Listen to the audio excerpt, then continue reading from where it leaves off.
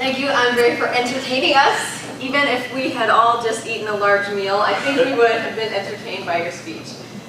You came up here and right from the beginning you got our attention.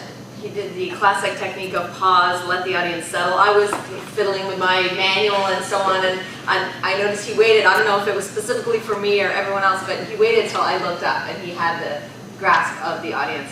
And then he went into these series of questions, or these series of statements. At 19, I graduated from engineering and blah, blah, blah, blah, blah. And it really made us wonder what was going to come next. And when he said, 26, I'm going to become a dancer, that immediately, I think, made everyone in the audience interested in what you were going to say, especially since probably half the room are engineers. So I really liked the opening and how you went into that, and you grabbed our attention and held it, which is one of the goals of the project. The theme of the talk talks about how easy was it for you to follow the theme.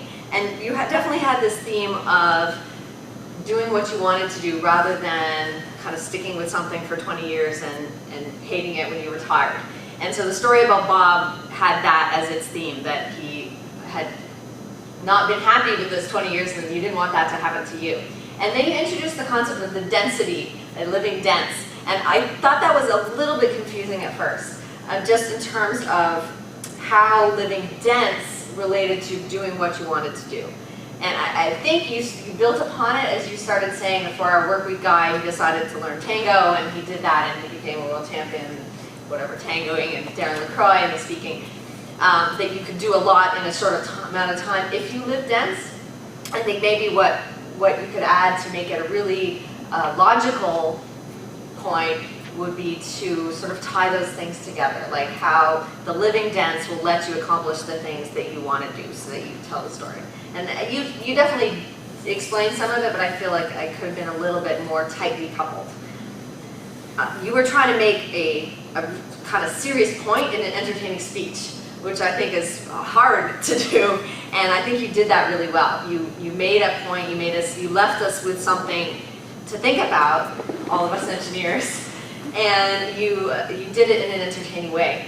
There were a few things that asked about how did I know the audience was entertained. There was laughter at various points in the speech. Your body was very engaging. You moved around. You did things like, I really love the sitting in the cubicle. For some reason that was just a funny gesture, and it made everybody laugh, and we were entertained.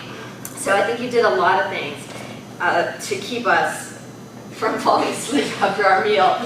One of the other ones I wanted to call out was you seemed to really enjoy giving this speech. You asked about who would do it for $100 million, and a lot of hands went up, and that's better. And you seemed to really be happy with the audience's response, which I think is great, because you enjoying your speech makes us enjoy your speech as well. So thank you for entertaining us and leaving us with a little nugget of wisdom as well. Thank you.